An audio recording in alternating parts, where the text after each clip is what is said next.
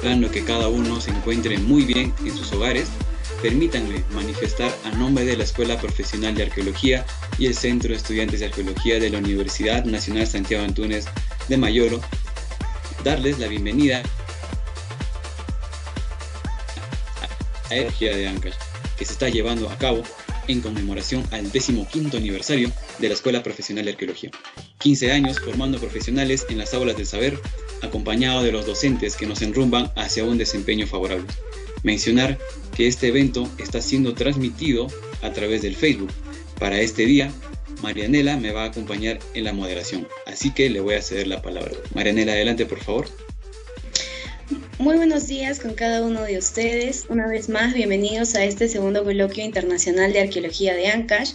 Este coloquio se está organizando en conmemoración del aniversario de nuestra Escuela Profesional de Arqueología. La Escuela de Arqueología está cumpliendo hoy día 15 años de creación. Vamos a iniciar este segundo coloquio internacional de arqueología de Ancash de una manera muy diferente y peculiar. En esta oportunidad vamos a iniciar con una ponencia.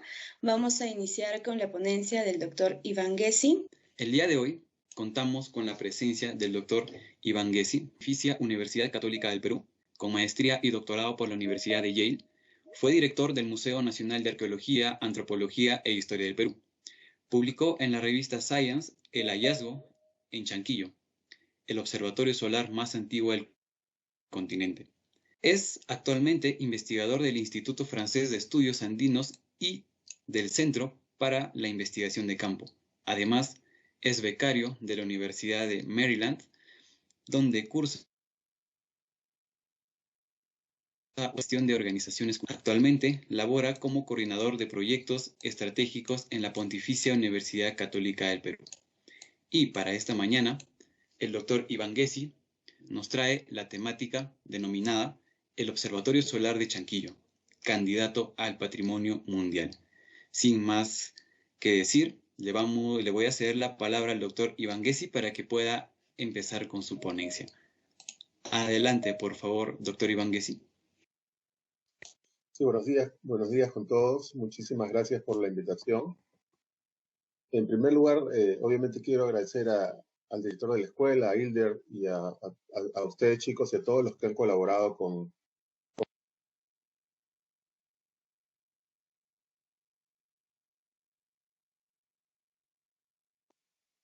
¿Ahora sí me escuchan? Sí, se le escucha. Sí, agradecer obviamente al director de la escuela, al conjunto de alumnos y todos ustedes chicos que han ayudado a la organización de este magnífico evento, agradecer a las personas que me escuchan. También sé que hay algunos colegas míos que ya están conectados, les mando un cariñoso saludo. Antes de empezar mi ponencia quisiera comentar algo, ¿no? Estamos en tiempos muy difíciles de pandemia, hemos pasado una etapa muy difícil de la que no salimos totalmente. Creo que es útil e interesante ver cuán ingeniosos y resilientes fueron los antiguos peruanos. Creo que es una gran lección y que nos da entusiasmo y una mente positiva para pensar que vamos a salir adelante. Este año es particularmente especial para Chanquillo, por eso agradezco mucho la oportunidad de hablar sobre este sitio, porque esperamos que sea el año en que se declare Chanquillo como Patrimonio Cultural de la Humanidad.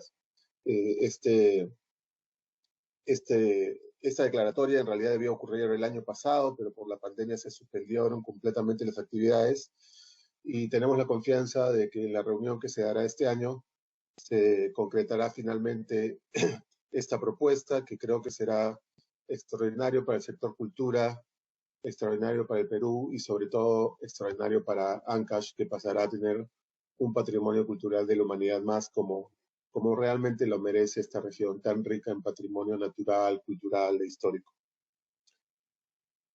Bien, pasaría entonces a hablar sobre Chanquillo, que es el tema que nos convoca hoy día. Las primeras diapositivas las voy a pasar porque me doy cuenta que mi ponencia de otra forma va a tomar demasiado tiempo, así que pasemos rápidamente un primer grupito y de ahí ya vamos una por una.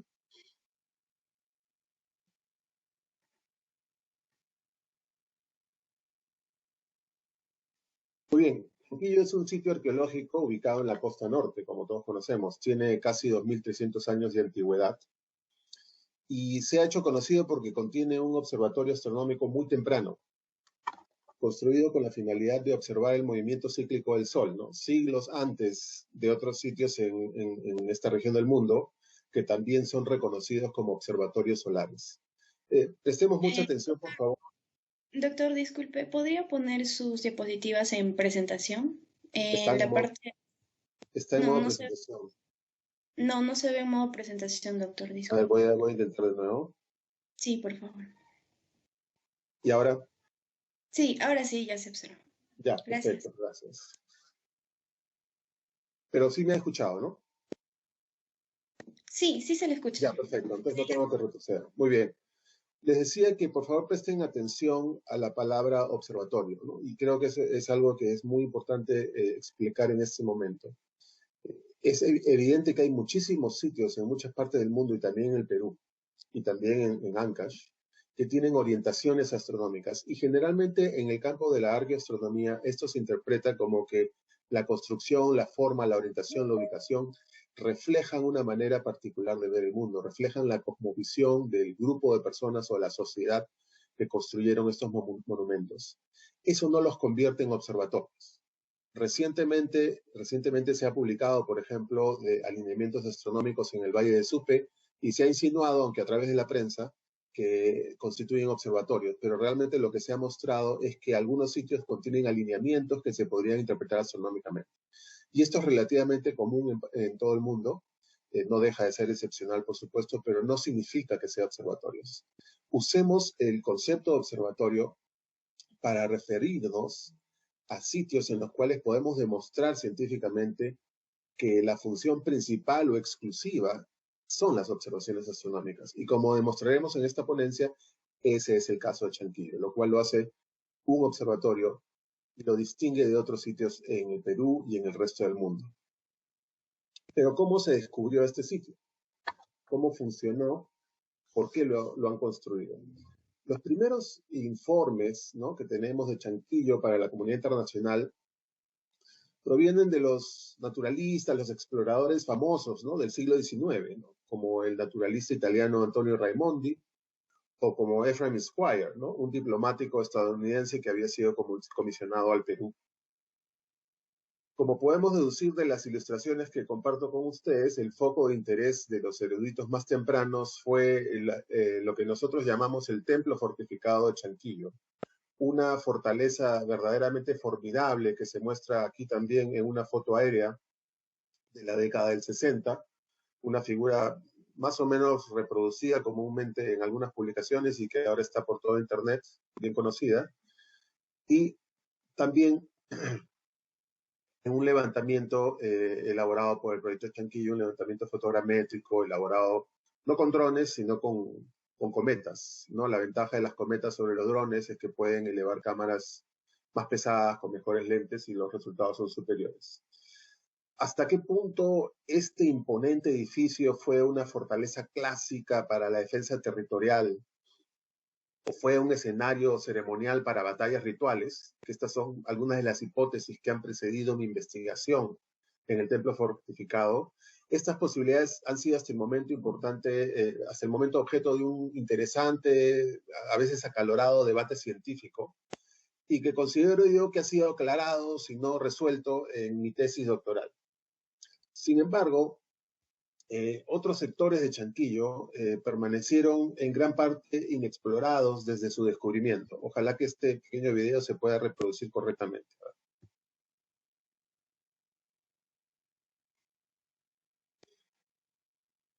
Como pueden ver, no cabe duda que el templo fortificado es un sector importante, imponente, central de Chanquillo, pero no es lo único. Pueden ver que ahora la imagen muestra que hay otros sectores con construcciones, y hacia el centro de la imagen se acerca el conjunto que nos atraerá al día de hoy, que son el conjunto de 13 torres. Por supuesto que las 13 torres fueron siempre consideradas enigmáticas, ¿no? No es fácil encontrar en el Perú o en el mundo construcciones que se le comparen, ¿no? Son una hilera de 13 construcciones de piedra sobre la cima de una colina. La prensa nacional, internacional, las ha apoyado a veces cariñosamente la espina del dinosaurio, precisamente por tener esta forma, ¿no? Como si fuera un lomo con unas escamas grandes, ¿no? Lo interesante es que la literatura previa no nos había dado realmente una adecuada interpretación de las 13 torres.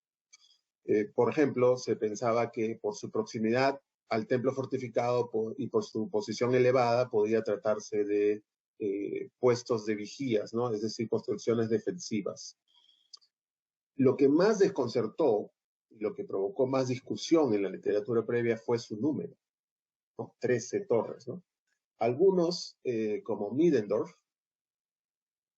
que publica esto en el siglo XIX, contaron erróneamente 12 torres. Quizás Middendorf, algunos piensan, tenía tan en mente una especie de interpretación solar que solo vio 12 y no 13, ¿no? En asociación al número de meses solares en un año.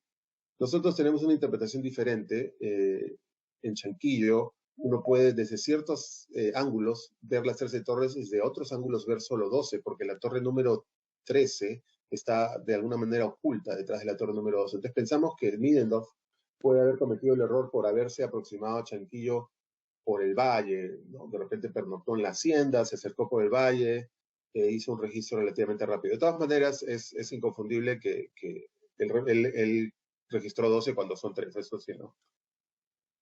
En cambio, un investigador norteamericano, conocido por todos nosotros por las publicaciones que ha hecho sobre Perú, Paul Kosok, era un tipo un poco especial, una formación pues increíble, ¿no? Era profesor en la Universidad de Long Island, pero también dirigía la Orquesta Sinfónica en Brooklyn, y por supuesto pues hizo investigaciones en el campo de la historia, el patrimonio, y para él las 13 torres eran la representación de un calendario lunar, ¿no? Y él, por ejemplo, se inspiraba en los tradicionales calendarios de algunas sociedades norteamericanas nativas, en las que el calendario lunar es muy importante. Por ejemplo, en esta bella ilustración vemos cómo para estos grupos las 13 escamas internas, digamos, de la caparazón de una tortuga representaban 13 meses lunares, y las 28 escamas externas representaban los días de cada uno de estos meses lunares, haciendo casi un año de 365 días, ¿no? Entonces, para Kosok, que se inspiraba en la importancia de los calendarios lunares en las sociedades nativoamericanas, las 13 torres las llamó Moon Steps, los 13 pasos lunares. Para él definitivamente era algo relacionado a los calendarios lunares.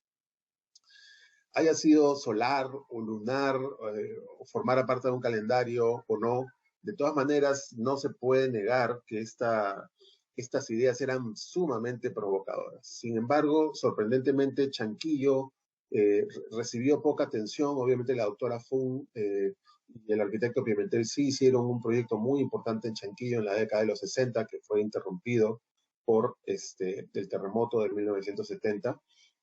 Y también ha sido mencionado y publicado, pero realmente el tema arqueoastronómico no fue estudiado de manera sistemática, aunque se menciona en algunas publicaciones porque mucha gente puede haber notado que se trataba de 13 torres y que este número siempre alude a cosas lunares o solares.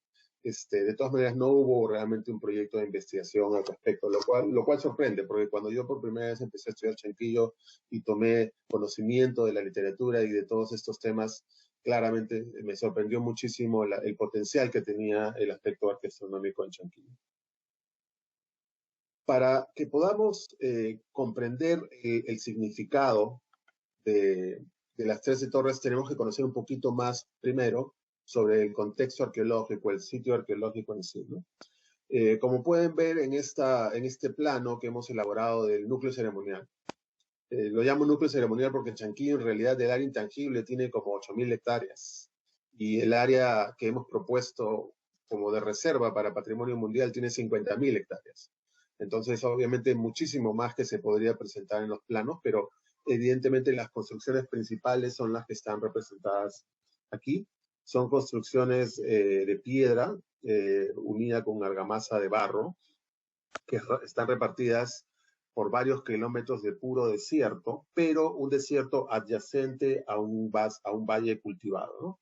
Tenemos hacia la izquierda, en la parte superior, el templo fortificado, en la parte central, la hilera de 13 torres, y a la izquierda y a la derecha, es decir, al este y al oeste de las 13 torres, hay otras construcciones asociadas a la función astronómica. Si bien las investigaciones previas se han centrado mucho en el templo fortificado, nosotros también hemos excavado en el templo fortificado, es importante señalar, como les mostré en ese pequeño video, ¿no? Que el sitio es mucho más grande, hay otros sectores, y hay un sector que no había sido investigado hasta la llegada de los arqueólogos con el proyecto Chanquillo en el siglo XXI, que es el sector de la plaza que está al este de las 13 torres. Como pueden ver, en esta plaza hay, en la parte superior derecha, pueden ver, por ejemplo, hay restos de antaras de cerámica. En la parte izquierda ven una especie de altar con ofrendas de espóndilos. Hay varios de estos altares y hay varias ofrendas de espóndilos que aún se encuentran en la superficie. En la parte inferior derecha ven que hay vasijas de cerámica enterradas en la arena y hay sectores en que son realmente instalaciones donde hay decenas de estas vasijas enterradas en la arena y que suponemos que se trata del uso de esta técnica tradicional para mantener líquidos o frutos o alimentos en buen estado de conservación, porque esta técnica permite reducir la temperatura del contenido de la vasija.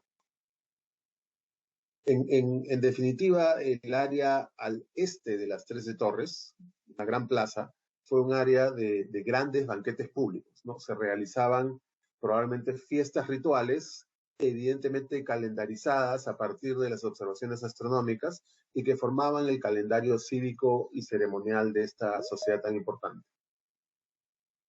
Entonces, para comprender las 13 torres, interpretarlas, para darle respuesta a las preguntas que empieza a generar la investigación y los datos que tenemos, evidentemente hay que fijarnos en la característica más destacada de este paisaje cultural, que además es la que da sustento a su nominación como Patrimonio Cultural de la Humanidad.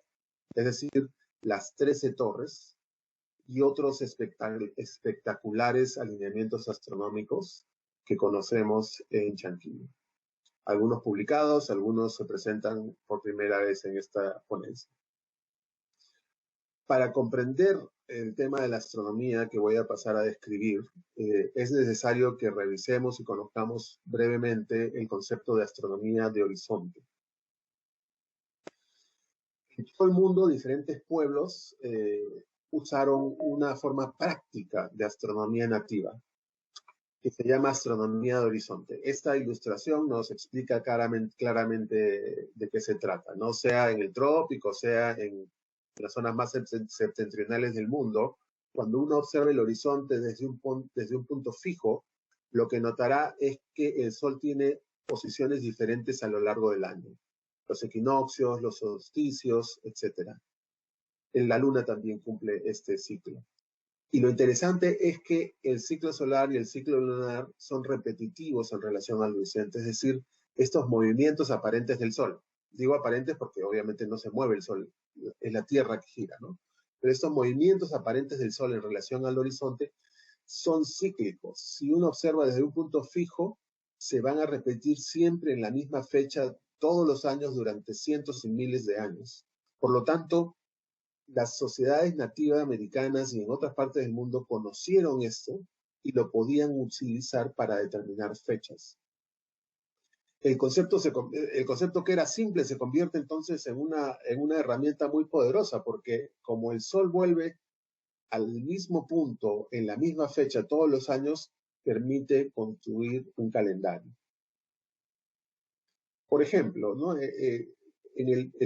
Los Hopi de Norteamérica tenían un calendario de horizonte solar, ¿no? Y en este ejemplo, que ilustra el uso del calendario de horizonte en la aldea Walpi de Arizona, esta es una vista desde la casa del clan de los osos, ¿no? Walpi.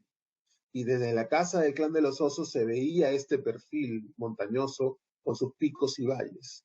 Entonces el sol interactuaba con ese perfil montañoso, recorría de alguna manera ese perfil montañoso en diferentes fechas del año, pero que eran repetitivas año tras año. Por lo tanto, como ven en la imagen, se podía determinar, ¿no?, cuándo cae el solsticio, cuándo cae el equinoccio y otras fechas importantes para esta sociedad. Estos calendarios solares eran importantísimos entre los pueblos indígenas en todo el mundo, no solo en América, en todo el mundo. En el Perú, por ejemplo, los relatos coloniales registran la práctica de astronomía de horizonte entre los incas en una relación estrecha con el culto solar y con todas las creencias cosmológicas relacionadas al culto al sol. Tenían un interés intenso los incas en los movimientos del sol y otros cuerpos celestes. Mario Zhukovsky, por supuesto, ha demostrado el interés enorme que había en el calendario, su idea también, ¿no? Y el culto solar estaba totalmente controlado por los gobernantes, ¿no? Y servían de apoyo a sus reclamos, pretensiones de tener un origen divino, y por supuesto también para centralizar el poder, legitimar su autoridad, etc. Hay varios documentos que describen los pilares del sol incas, las subincas, y se encontraban alrededor del horizonte visible desde el Cusco y que se usaban para marcar y regular la práctica estacional. Afortunadamente, Bauer and Dearborn nos han regalado la ilustración de la derecha, que es una especie de síntesis de varios de estos documentos. En Chanquillo, como podemos ver en esta imagen, bien hay un calendario de horizonte natural, solar. No estoy hablando de las 13 torres, de esto hablaremos un poquito después. Pero también hemos descubierto que en el horizonte montañoso, visible desde Chanquillo, hay diferentes posiciones, diferentes elementos del paisaje que son relativamente reconocibles, relativamente distintivos, únicos, y que coinciden con posiciones importantes del Sol. Como pueden ver en la diapositiva, hemos propuesto, por ejemplo, dos alineamientos solsticiales a la izquierda, en una especie de muesca muy notable entre los cerros, y a la derecha, correspondiendo a diciembre, junto a un pico triangular muy, muy distintivo. Comparado al resto del mundo, esos dos alineamientos no son tan claros, tan convincentes, quizás ni siquiera son publicables más allá de una hipótesis.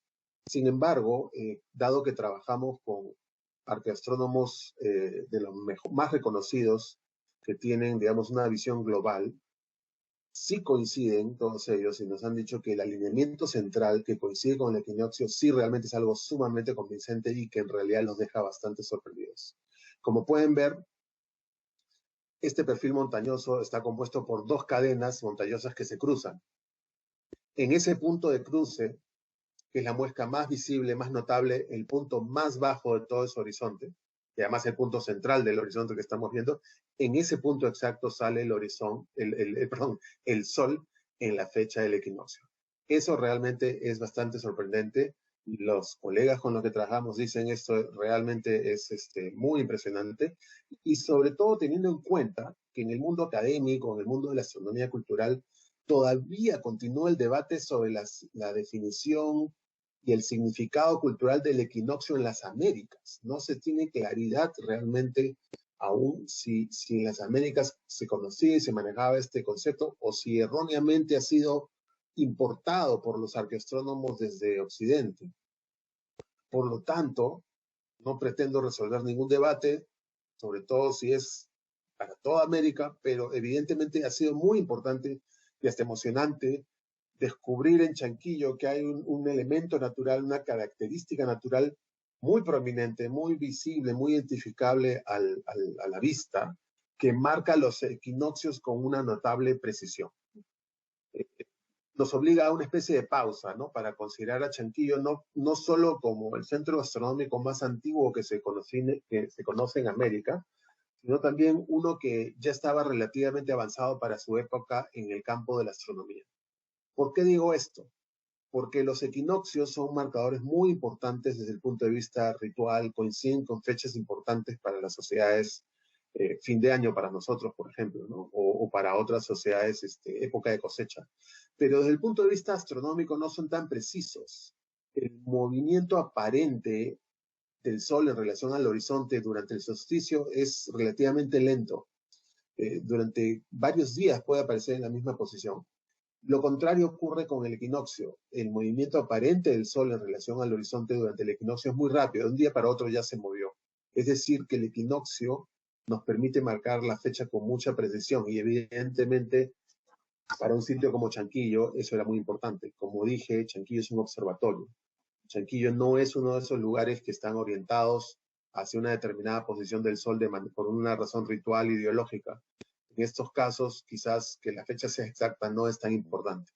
En el caso de Chanquillo, evidentemente, se estaba haciendo astronomía y se estaba elaborando y construyendo el calendario ritual, económico, cívico, etcétera, de la sociedad a partir de esas observaciones astronómicas. Por lo tanto, la precisión era muy importante.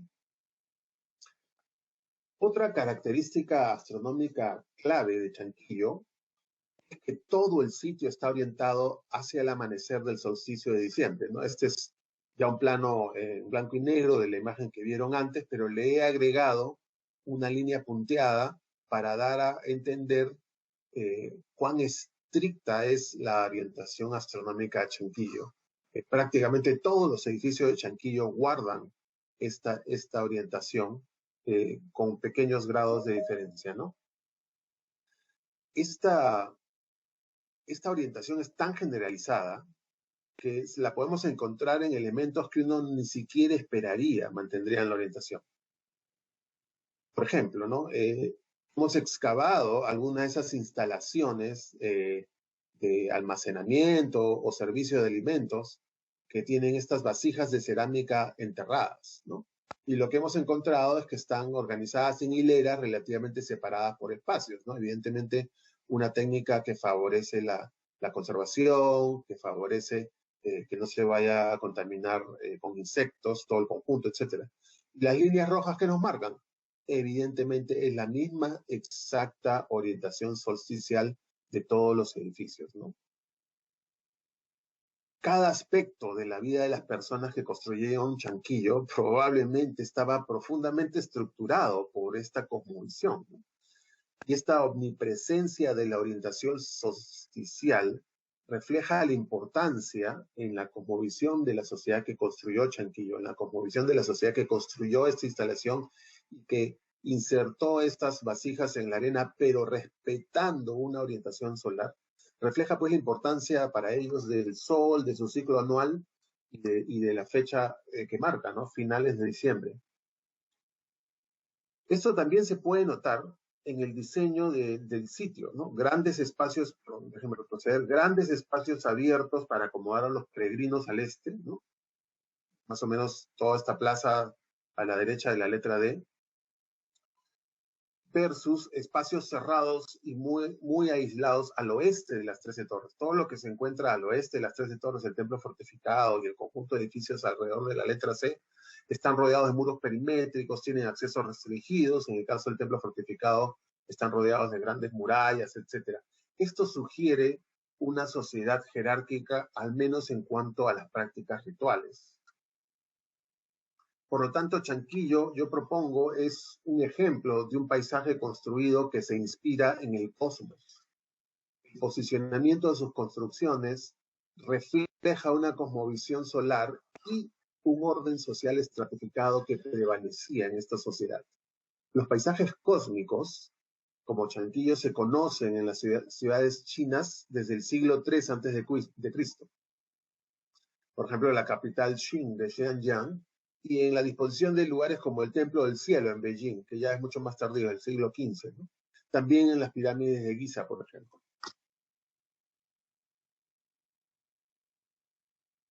Los alineamientos astronómicos que hemos descrito hasta el momento en Chanquillo son comparables con los del Valle de Supe, con muchos en Lin, en Casma, y con otros patrones de orientación y de alineamiento encontrados en muchos sitios del mundo. Lo que hemos escrito hasta el momento, es decir, los alineamientos generalizados en el calendario de horizonte solar, en el horizonte distante con el equinoccio, o el alineamiento solsticial de todo el sitio. Estos ejemplos, Chanquillo, el Valle de Supe, etcétera, son un tributo a la complejidad y diversidad de formas en que las personas en el mundo antiguo racionalizaron el cosmos y enmarcaron su conducta, sus acciones, de acuerdo con ese entendimiento que podemos llamar, digamos, astronómico.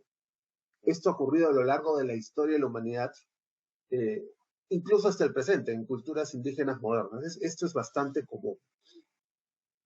Pero la práctica de la astronomía en Chanquillo es mucho más compleja. No se detiene simplemente en la orientación del edificio hacia una época particular del año. La mera existencia de alineamientos solsticiales o equinocciales aislados como los que les he mostrado hasta ahora no prueba que Chanquillo fuera un instrumento calendárico, ni siquiera prueba que se usara necesariamente y específicamente para observaciones del Sol. Refleja una ideología solar, pero no necesariamente significa que se usa para observar los movimientos del Sol. Pero las 13 torres que les estoy mostrando ahora, en este caso sí, claramente fueron un instrumento de observación. Vistas ya desde el suelo, esta imagen es un poco, no aérea, pero está vista desde un punto muy elevado. Pero ya vistas desde el suelo, es evidente que forma un horizonte artificial dentado, con espacios relativamente estrechos y espaciados regularmente. Dada su posición, se planteó la hipótesis, inspirados por lo que habían publicado Bauer y Darbourn sobre las ucancas, se planteó la hipótesis de que podrían servir como marcadores en el horizonte para la observación de alineaciones astronómicas. Nuestras excavaciones revelaron que eran construcciones sólidas, diseñadas para ser vistas desde abajo y con escaleras dobles que permitían que personas selectas suban a la cima. No eran casas, no eran depósitos, y era muy poco probable que fueran puestos de vigía en un sistema defensivo. Estas son las alternativas que se había planteado en la literatura previa. Algunas de ellas han sido excavadas y parcialmente restauradas, y inmediatamente después de esta ponencia me dirijo a Casma para iniciar una nueva temporada de excavación y conservación. Seguimos trabajando en las 13 torres. Acá pueden ver algunos de los resultados. Dada las características y la forma y la posición, y que la hipótesis clara para nosotros era que se tratara de marcadores de horizonte, obviamente funcionaban con el Sol, como decía, como pensábamos nosotros, o funcionaban como la Luna, eran los pasos lunares que sugirió Paul Kosok. Es posible que el culto solar y las creencias cosmológicas que se relacionan al culto solar, las prácticas calendáricas en el antiguo Perú tuvieran un origen en Chanquillo, siglos de siglos antes de los incas. Todas estas preguntas, por supuesto, para nosotros eran muy importantes y era necesario responderlas. Para explorar todo esto nos remitimos a la arqueoastronomía, el estudio de cómo las personas del pasado entendían los fenómenos en el cielo.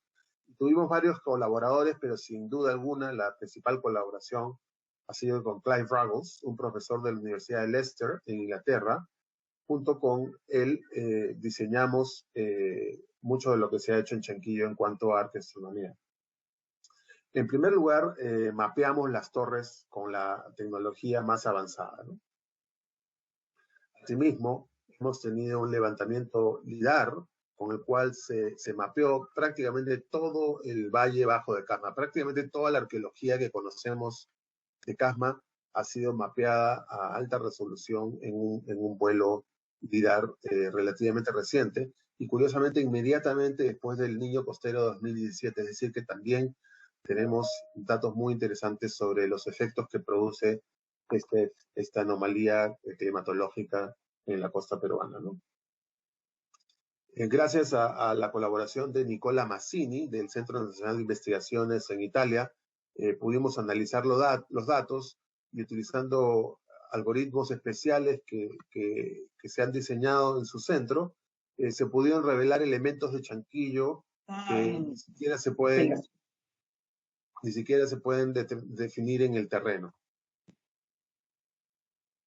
Voy a pasar rápidamente algunas de las diapositivas para que vean cómo los datos LIDAR nos ayudan a identificar los elementos arqueológicos.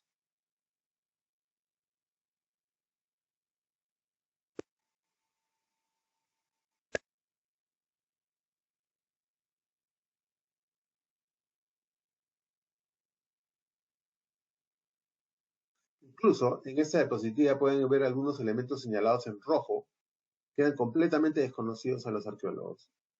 Nosotros no los conocíamos, los arqueólogos del ministerio en Casma no los conocían, no aparecían en los inventarios. Hay gente local en Casma que conoce mucho de arqueología, tampoco los conocía. Pero sin embargo, gracias a la imagen LIDAR y su procesamiento adecuado, era evidente que uno puede ver recintos, pirámides, etcétera, etcétera. Mejor dicho, arreglar. El levantamiento LIDAR nos permitió crear también modelos 3D muy precisos de Chanquillo y de todo su entorno. Y el levantamiento LIDAR, cuyos resultados espectaculares estamos viendo, también fue complementado con un levantamiento con un dron muy especial, muy particular, un dron que porta una cámara térmica y una cámara infrarroja.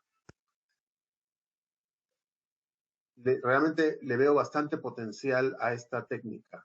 Lo que podemos ver en esta imagen es una combinación en la parte inferior derecha del mapa realizado a partir de las excavaciones y en la parte izquierda superior el mapa realizado a partir de los datos de la cámara infrarroja y la cámara térmica. Como pueden ver, esta técnica, este pequeño dron con estos pequeños equipos y en un vuelo bastante sencillo, y que además esta tecnología tiene bajo costo. Obviamente LIDAR desde una avioneta es algo carísimo, ¿no? Que le fue donado felizmente al proyecto Chanquillo, pero este pequeño dron está, yo creo, al alcance de la mayoría de proyectos, y miren cómo prácticamente ha capturado la misma estructura que se ha detectado en la excavación. Realmente le veo un potencial enorme a esta técnica, por supuesto, para ciertos ambientes, ¿no? Esto no va a funcionar en todos lados, pero parece funcionar bastante bien en la costa peruana. Además de ello, también utilizamos LIDAR terrestre, ¿no? Lo que se llama el escaneo láser, ¿no? Para mapear todos los monumentos del sitio, no solamente los que estaban involucrados en la astronomía, sino todo Chanquillo prácticamente. Y con GPS diferencial también se hizo un levantamiento de las 13 torres, de las esquinas, de las bases, etcétera, para tener un mapa completísimo que pudiera ayudarnos en la interpretación astronómica. Un aspecto muy importante fue que para hacer arqueoastronomía no nos bastaban las fechas radiocarbónicas con las que contábamos, que nos indicaba que Chanquillo había sido construido y abandonado entre el 400 y el 100 a.C. Para nuestras interpretaciones arqueológicas eso podía parecer suficiente, pero para poder adecuadamente hacer interpretaciones arqueoastronómicas de la posición del Sol y de la Luna requeríamos una precisión mayor. Y para ello recurrimos de manera bastante innovadora, ¿no? Por primera vez en el Perú, al uso de la dendroarqueología, es decir, el estudio de los anillos de los árboles en sitios arqueológicos, con la esperanza de poder obtener reconstrucciones paleoclimáticas, elaborar secuencias de anillos y así poder obtener fechas. Este es más o menos un conjunto de fechados radiocarbónicos típicos de Chanquillo, y en muchos sitios de este periodo ocurre lo mismo. Los fechados radiocarbónicos aunque sean procesados con altísima precisión, en los mejores laboratorios, siempre después de calibrarlos nos van a dar un rango de probabilidades que va más o menos entre el 400 y el 100. No tengo tiempo para entrar a explicar esto, pero es algo que se presenta comúnmente en ciertas épocas de la curva de radiocarbono. Pero ¿qué pasa si tenemos una muestra de anillos obtenida de esos dinteles de algarrobo que vieron en la imagen? La imagen, quizá me salté un momento, la imagen también servía para demostrar que nosotros hemos estudiado tanto los elementos arqueológicos como los árboles vivos. Y el estudio de los árboles vivos ha demostrado que hay una relación muy alta entre las variaciones en el grosor de los anillos y las oscilaciones climáticas de los últimos 80 años. Es decir, que claramente el algarrobo en esta parte del Perú es una especie que puede servir para hacer dendrocronología y así lo hemos hecho. Por lo tanto, eso sirve de sustento para que nosotros digamos que en esta muestra de madera extraída, de forma cilíndrica extraída de los dinteles que ven en la parte superior, esos anillos están ordenados de acuerdo al tiempo. Es decir, esta es una muestra dendrocronológica. No hay una situación en la cual podamos decir, no, los anillos no son anuales o esta especie no produce anillos. No, esta especie produce anillos, son anuales, se pueden ver al microscopio, se pueden medir, se pueden contar, y el orden de esos anillos es un orden dendrocronológico. Entonces, ¿qué es lo que hemos hecho? Hemos sacado, pueden ver unas líneas oscuras que parecen dividir la muestra en segmentos. Esos segmentos son cada 10 anillos. Y hemos tomado una muestra de cada uno de esos segmentos y hemos sacado un fechado radiocarbónico de cada uno de esos grupos. Y los resultados los tienen en la parte inferior de esta tabla, ¿no? Entonces hay una muestra que representa los anillos más internos, otra que representa los anillos del 1 al 10, del 11 al 20, del 21 al 30 y así, hasta el final de la serie. ¿De qué sirve esto? A diferencia de un conjunto cualquiera de fechados radiocarbónicos, como los que mostré, a ver un momentito más, como los que mostré aquí, ¿no? Obviamente están relacionados, son parte de un mismo sitio y representan una misma ocupación, pero son todos de contextos muy diferentes. Al calibrarlo solamente puedo decir, bueno, este es el resultado, este es el rango de error, y todos proceden de un mismo sitio y son de la misma época. En cambio, en este ejemplo, en el caso de los anillos obtenidos de un tarugo de madera, además de los resultados que están viendo en la tabla, puedo decir dos cosas más. Uno, ¿cuál es el orden exacto de los anillos? Cualquiera que sea el resultado de laboratorio, yo sé que en la realidad el conjunto de anillos 1 a 10 es más reciente que el conjunto de anillos 11 a 20, y así sucesivamente. Es decir, cualquiera que sea el resultado del laboratorio, y sabemos que tienen márgenes de error, oscilaciones, necesariamente hay anillos que son más tempranos que otros, porque vienen de posiciones diferentes en la muestra. Es como la estratigrafía. De igual modo, no solo puedo decir que hay un orden, también puedo decir que hay una distancia exacta. Independientemente del resultado del laboratorio y de sus oscilaciones, sabemos que la distancia real en años calendáricos reales divididos por gente que vivía en esa época, entre un bloque y otro, es 10 años. 10 años calendáricos. Entonces, cuando nosotros procesamos fechados radiocarbónicos, normalmente no contamos con esta información tan importante. Cuando lo hacemos con anillos de árboles, sí. Y eso permite ingresar información adicional que hace que los fechados que tenemos se junten y nos permitan evitar justamente esas oscilaciones de la curva de radiocarbono. En esta diapositiva, esta ayuda a entender mucho lo que estoy explicando. La curva de carbono baja, sube y vuelve a bajar. Entonces, cuando uno intersecta un fechado en ese periodo, hay varias intersecciones posibles y eso es lo que hace que vaya del 400 al 100. La dendrocronología nos ha ayudado a resolver ese problema y nos ha dicho, no, dado que estos fechados, según tú, están ordenados de esta manera en el tiempo y según tú son cada 10 años, la única interpretación posible es que caen en este lado de la curva. Y eso reduce enormemente los rangos de error y nos da un resultado muy preciso. Entonces, eso es algo que estamos viendo. Espero que se capte bien. Hay como un área un poquito oscura con una línea blanca que representa la distribución de probabilidades anterior según el resultado normal, ¿no? De una calibración normal. y que van, como ve, del 400 al 200, en algunos casos hasta el 100. Y luego en la zona casi triangular, con un círculo negro al centro, en la parte baja, y de color claro, esa es la nueva distribución de probabilidades que respeta, digamos, interpretando o incorporando la información que tenemos de que hay un orden necesariamente que se cumple entre los anillos y que hay una cronología necesariamente que se cumple entre los anillos de 10 años entre uno y otro. Estas nuevas posiciones son la única explicación que se ajusta a esos parámetros. Y esos parámetros sabemos que son ciertos. No son una especulación, no son una premisa. Evidentemente, no hay ningún proceso natural que pueda invertir la posición entre los anillos. Entonces, su orden es conocido y sabemos, hemos demostrado, gracias a estudios dendrocronológicos, que los anillos del algarrobo son anuales. Entonces, si vemos 10 anillos, sabemos que son 10 años. Entonces, nuestros parámetros son correctos y esta es la única solución a esos parámetros. Entonces, como pueden ver, por ejemplo, aquí uno de los resultados más importantes, hemos pasado de tener unos fechados con un rango de distribución de probabilidades de más o menos 200 hasta 300 años a tener resultados 213 más menos 7. Si incorporamos, digamos, esa desviación, tenemos que hemos podido fechar el grupo de anillos entre el 61 y el 67, lo hemos podido fechar al año 213 dentro de un margen de aproximadamente 20 años, ¿no? Utilizando un doble sigma, ¿no? Eso es realmente un avance enorme que nos ha permitido hacer que la astronomía sea mucho más precisa en nuestro caso.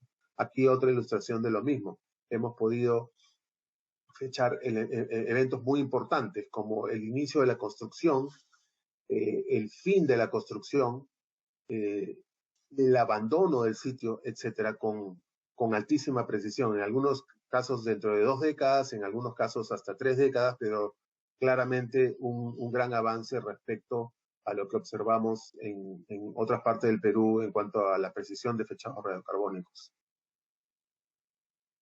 Pues bien, habiendo logrado esto, que era muy importante para poder darle la precisión necesaria a nuestras interpretaciones astronómicas, podíamos entonces tomar nuestras mediciones, utilizar las fechas que nos ha dado la dendrocronología o la dendroarqueología para considerar la posición del Sol en ese momento y contrastar nuestra hipótesis con la realidad, con lo que dicen los programas sobre la posición del Sol en el año más o menos 250 a.C.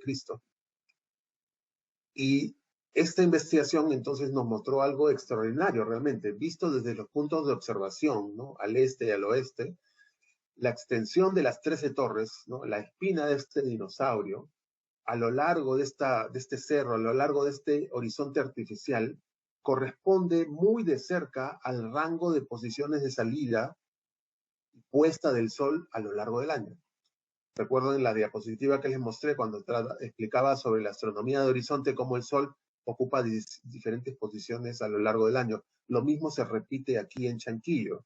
Entonces, lo que estoy tratando de decir es que esas posiciones del Sol, que en este caso están marcadas con 3 flechas, ¿no? Por ejemplo, los extremos, los solsticios de diciembre y de junio, el centro, el equinoccio, ese rango de posiciones que el Sol recorre, entre comillas, a lo largo del año corresponde exactamente a la posición de las torres. No cabe duda que esta es la función de las torres.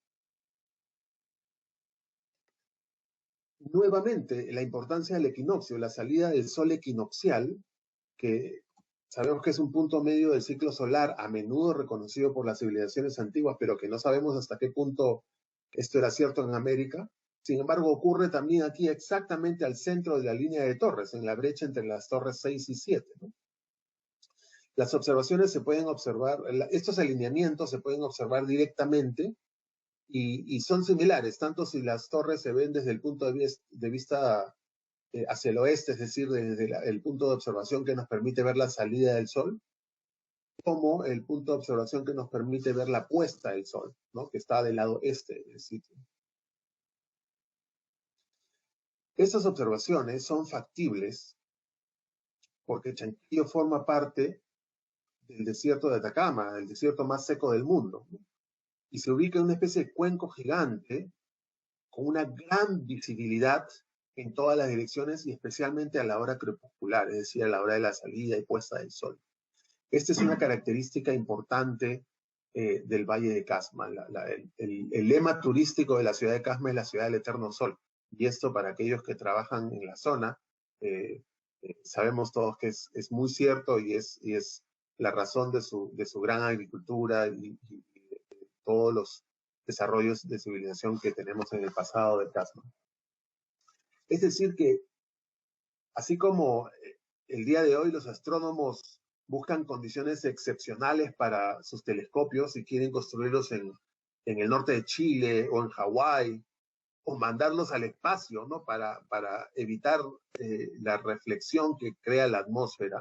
De igual manera, la remota ubicación desértica de Chanquillo en una zona de excepcional radiación solar, una zona con una gran diafanidad atmosférica, no es arbitraria. Esto no fue elegido al azar. Claramente se debe a la excepcional visibilidad que se presenta en esta parte del Valle de Casma.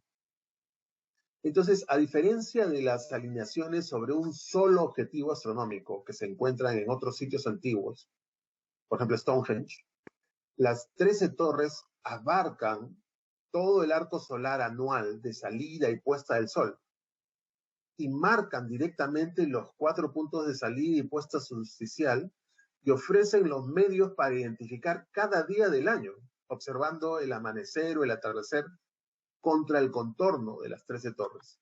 Claramente es una especie de regla gigante construida donde la Tierra y el Sol se encuentran para medir el tiempo.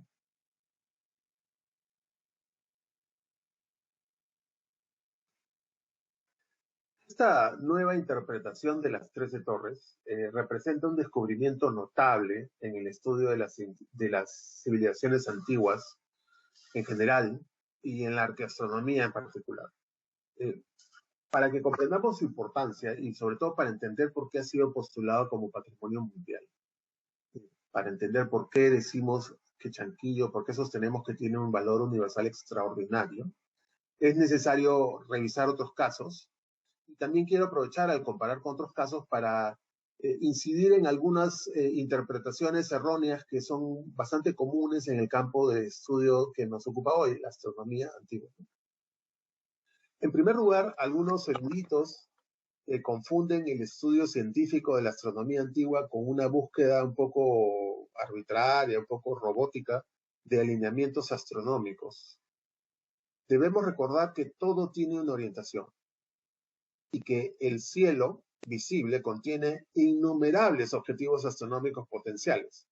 Por lo tanto, si uno se dedica a buscar de manera un poco automatizada, sin reflexión, alineamientos, los va a encontrar. Definitivamente que los van a encontrar.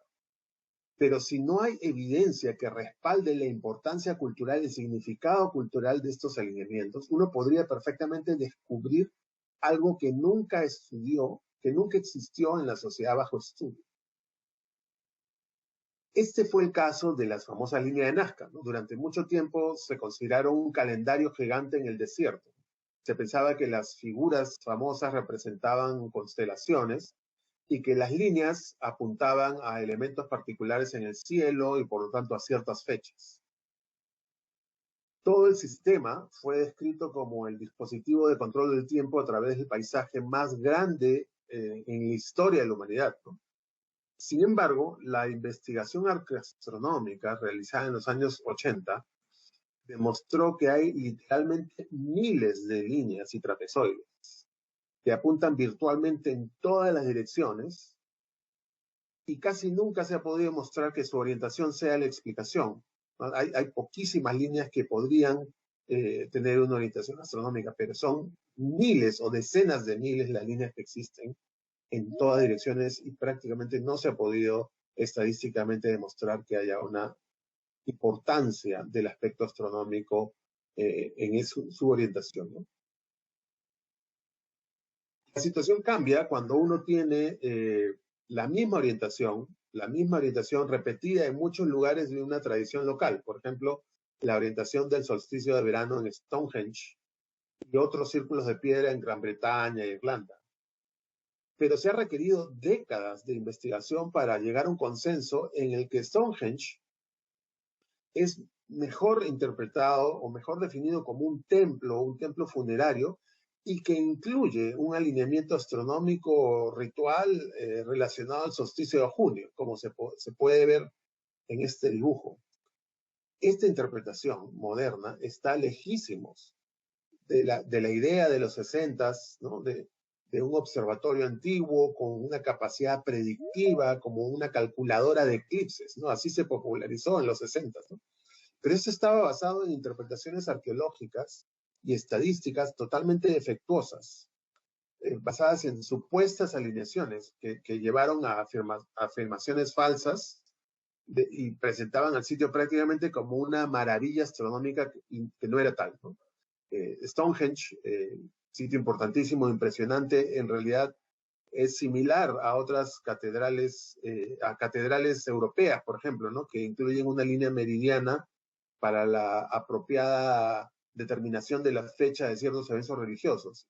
En ese sentido, Stonehenge lo ponemos en el grupo en el que podemos poner a otros sitios del Valle de Cabma, sitios del Valle de Supe, Caral, Pachacamac, y sitios que contienen uno o dos alineamientos astronómicos y que reflejan una manera particular de ver el mundo, pero que no significa que sean observatorios, mucho menos una calculadora neolítica. Así, este sitio nos está permitiendo recordar un error muy común, ¿no? En el campo de estudio, y que me lleva a referirme al inicio de la ponencia, ¿no? El mal uso que existe del término observatorio. Parece que se usa de manera muy laxa. En el momento que se puede observar que hay un alineamiento astronómico, se asume que el lugar era un observatorio, un término que debemos reservar para claramente, como significa semánticamente, en la práctica de la astronomía, el uso repetido, empírico, de esa instalación para observaciones astronómicas. En el caso de Chanquillo, esto es efectivamente su uso, ¿no? Hemos demostrado hasta el momento que Chanquillo se utilizaba para medir el paso del Sol en relación a las torres y con eso determinar fechas muy exactas, ¿no? El calendario de horizonte solar de Chanquillo no es directamente comparable con los instrumentos astronómicos modernos. Sin embargo, sí se justifica el uso del término observatorio en su sentido antiguo, en su sentido premoderno, porque sin duda el propósito de las torres principal o quizás único ha sido actuar como un instrumento calendárico y como un observatorio. Este tipo de construcción, el observatorio astronómico, es muy raro, es único. Muy pocos han sobrevivido desde la antigüedad. No hay rastros de observatorios de la época romana, por ejemplo, o de Grecia. Sabemos, por ejemplo, que Parcos, en la antigua Rodas, usaba un observatorio, pero no se ha conservado.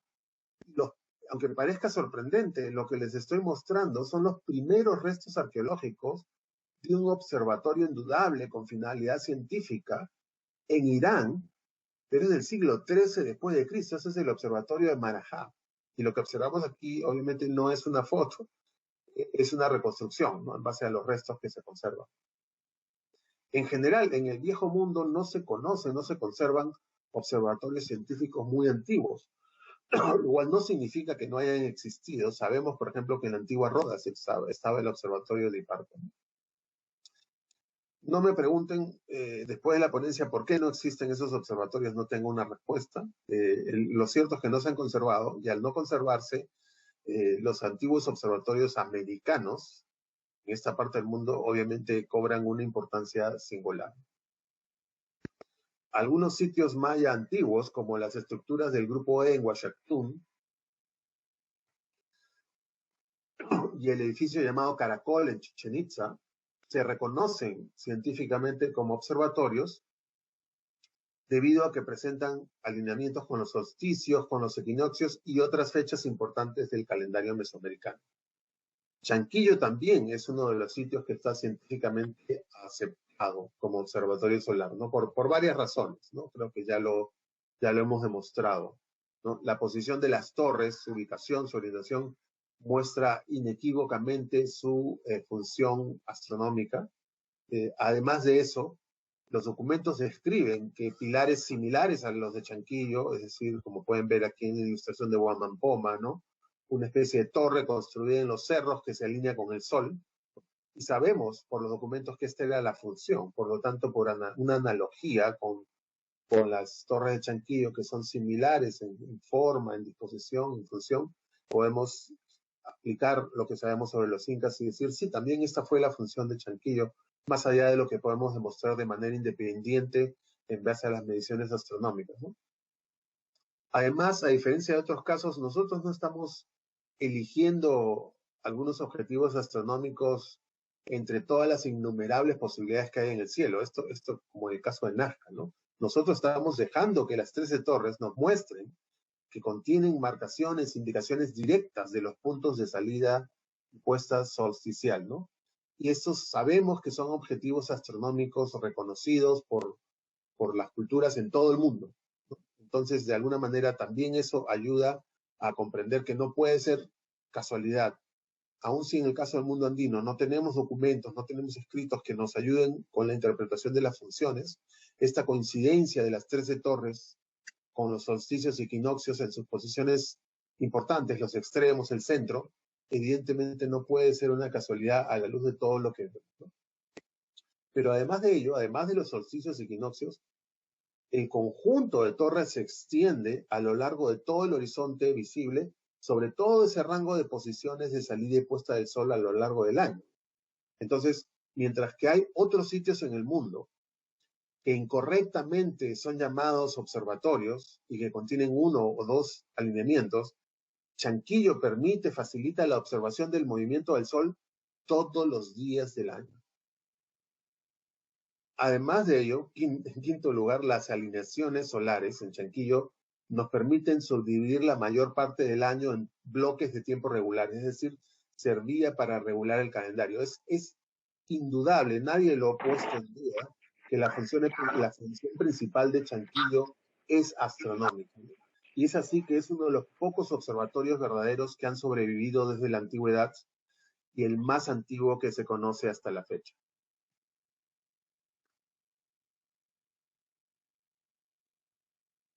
Un elemento importante adicional de Chanquillo es, como acabo de mencionar, que también es un instrumento calendárico que permite no solamente determinar fechas, sino subdividir el año en bloques de tiempo regulares, y que se encuentra todavía en funcionamiento después de 23 siglos.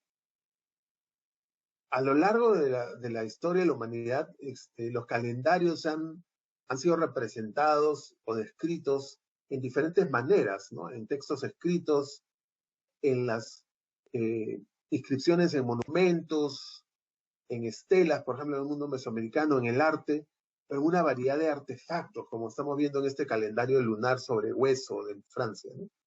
Los calendarios indígenas están generalmente basados en el ciclo lunar.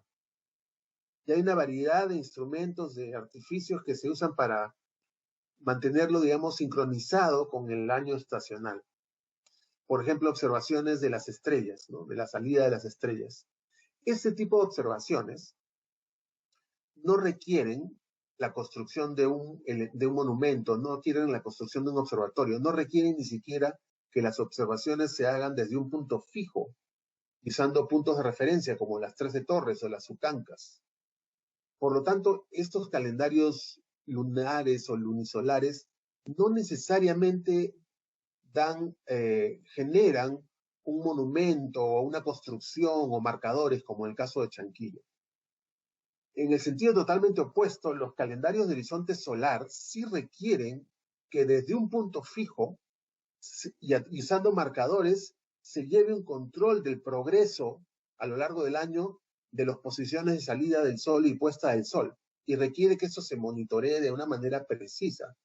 Por lo tanto, en estos casos, en los casos de los calendarios solares, sí se acostumbra a construir algún tipo de instalación que marque el punto fijo y, por supuesto, utilizar marcadores naturales, como en el caso de los Hopi, o mejor aún, como en el caso de Chanquillo, usar marcadores artificiales cuya posición marca fechas precisas.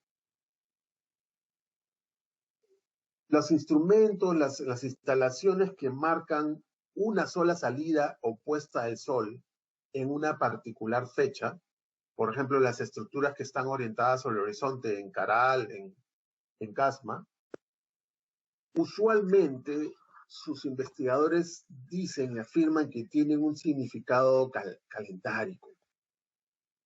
En algunos casos podría ser, pero como el caso de Stonehenge, lo más probable es que tengan otras funciones, otros significados más relacionados a lo ritual que relacionados a lo calendárico. La marcación de una sola fecha o dos no nos permite organizar el calendario anual, no nos permite subdividir el tiempo de manera regular. Por lo tanto, pese a las afirmaciones comunes, una vez que se encuentra una alineación astronómica en un edificio, a las afirmaciones comunes de su uso como observatorio, como instrumento calendárico, no debemos caer en ese error. En realidad, los ejemplos de calendarios de horizonte solar completo, es decir, que marcan muchas fechas a lo largo de todo el año y que son verdaderos y serían verdaderamente instrumentos calendáricos, estos ejemplos son sumamente escasos. Y en realidad solamente conocemos 2 lugares en el mundo en los cuales el sol podía ser monitoreado, seguido, medido precisamente a lo largo de todo el año desde un punto fijo, utilizando una serie de marcadores artificiales. Uno de ellos es, obviamente, Chanquillo, y el otro es Taoxi, en China. Es decir, que dentro de la categoría ya de por sí excepcional de observatorios, ¿no? Porque dijimos que en el mundo antiguo, en el mundo clásico, en Roma, en Egipto, no se han conservado, pero sí en América. Ya de por sí, los observatorios astronómicos ya de por sí son un grupo muy selecto. Dentro de ese grupo, Chanquillo es aún más excepcional, porque a diferencia de otros sitios que se cree que son observatorios porque marcan algunas fechas clave, Caracol, por ejemplo, las 13 torres se extienden a lo largo del horizonte en todo el rango de posiciones de salida y puesta del sol durante todo el año estacional. Taoxi es una ciudad amurallada de la cultura Longshan, fines del tercer milenio antes de Cristo en China norcentral. Lo que vemos no es Taoxi, es una recreación. Y como se puede ver en la recreación, había 13 pilares que se espaciaban a lo largo de los muros de contención de una plataforma y había un punto central claramente marcado, desde el cual estos 13 pilares abarcaban el arco solar de salida del Sol. Sin embargo, todavía debaten los científicos, debaten los chinos y los de otros países, si fue un dispositivo de calendario solar para observar la posición cambiante de la salida del Sol, si fue por lo tanto un calendario de horizonte solar anterior a los otros métodos ya registrados históricamente que tuvieron en China para cuidadosamente determinar fechas y estaciones. ¿Por qué no es aceptado todavía científicamente Taoxi? No, la reconstrucción parece muy convincente, pero en realidad ni los pilares tuvieron esas dimensiones, ni usaron esos materiales, ni estuvieron en las posiciones necesariamente correctas. Por ejemplo, podemos notar que los 2 pilares del lado izquierdo están como más al fondo. En realidad, 2 de los 13 pilares ni siquiera están alineados, ni siquiera están en la misma posición, están en otra posición. Sin embargo, se ha cogido esos 2 para completar un poco la línea de 13. Y no es casualidad que este descubrimiento, entre comillas, es ligeramente posterior a la publicación de Chanquillo en el año 2007. De alguna manera inspiró a estos investigadores que tenían que ser 13 para corresponder a que los intervalos entre los 13 pilares sean 12 intervalos que correspondieran a 12 meses solares, ¿no? Entonces todavía no es aceptado científicamente y no sabemos si lo será nunca, pero no podemos dejar de mencionar la gran similitud que hay entre estos 13 marcadores observados desde un punto de vista central y que corresponden pues a todo el año estacional, ¿no? En todo caso, si esto fuera cierto, comparte con Chanquillo el hecho de que, a diferencia, por ejemplo, de Stonehenge, a diferencia de Caracol, se abarca todo el año solar. Este sería un calendario de horizonte solar completo, como Chanquillo. Hay por supuesto, varias diferencias, ¿no?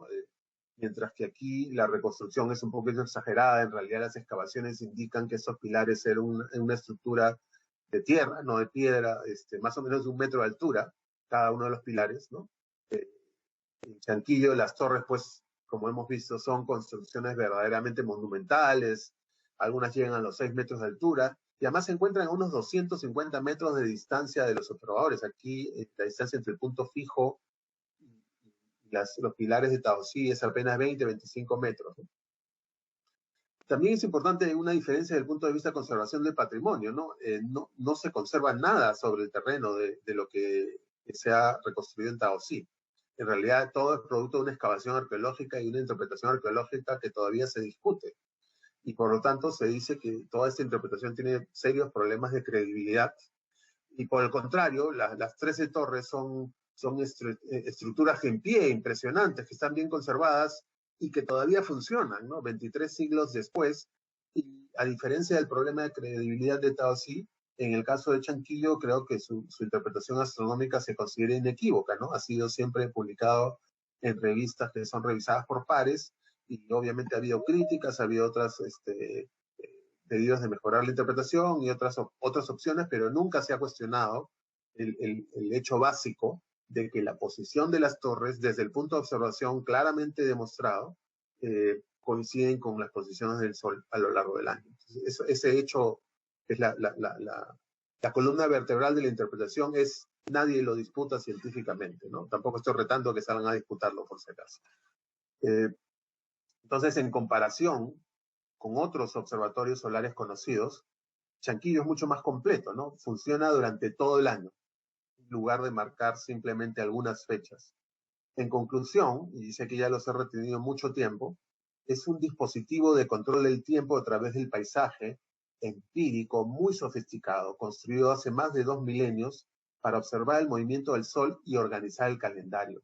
Es un lugar auténtico de nacimiento de la astronomía andina. Muchas gracias. Muy amable usted, doctor Iván Gessi, por haber compartido espléndida ponencia sobre Chanquillo y sobre todo saber que está postulando para ser patrimonio mundial. Estamos muy complacidos y agradecidos por su presencia el día de hoy en este segundo coloquio internacional de arqueología de Ancash en conmemoración al 15º aniversario de la Escuela Profesional de Arqueología. Muchísimas gracias una vez más, y ahora se le va a hacer entrega de su certificado virtual, para lo cual le voy a dar pase a Marianela para que pueda realizarlo. Muchas gracias. Gracias. A nombre de la Universidad Nacional Santiago Antúnez de Mayolo, certificado concedido al doctor Iván Gessi por haber participado en calidad de ponente en el segundo coloquio internacional de arqueología de Ancash, realizado el 7 y 8 de junio del 2021. Organizado por la Escuela Profesional de Arqueología y el Centro de Estudiantes de Arqueología. El certificado cuenta con la firma del doctor Carlos Antonio Reyes Pareja, rector de la Universidad Nacional Santiago Antúnez de Mayolo. También cuenta con la firma del decano de nuestra facultad, el magíster Óscar Roldán Esteban, y con la firma del magíster Hilder Cruz Mostacero, director de la Escuela Profesional de Arqueología, Huaraz, 7 de junio del 2021. Una vez más, le agradecemos al doctor Iván Gessi por haber participado. Ahora, ¿quisiera usted brindar unas palabras finales antes de...? Bueno, sí, claro que sí. Volver al inicio de la ponencia, recordar que este año es bastante importante para Ancash y para Chanquillo. Estamos bastante confiados en que, habiéndose ya anunciado por parte de UNESCO que se dará la reunión de Patrimonio Mundial este año, sea presencial o virtual, de todas maneras se va a dar. Entonces estamos bastante confiados que este año, aproximadamente a fines del mes de julio, es decir, prácticamente con el Bicentenario, los peruanos vamos a recibir una muy buena noticia que tanto necesitamos: la declaratoria de Chanquillo como Patrimonio Mundial de la Humanidad. Las 13 torres pasarán a formar el sitio número 13, de coincidencia, en la lista de sitios Patrimonio Cultural de la Humanidad del Perú. Espero que todos salgamos a celebrar virtualmente, y también esperamos que el Ministerio de Cultura por fin tome las acciones necesarias para darle a este sitio la unidad de gestión que mucho merece.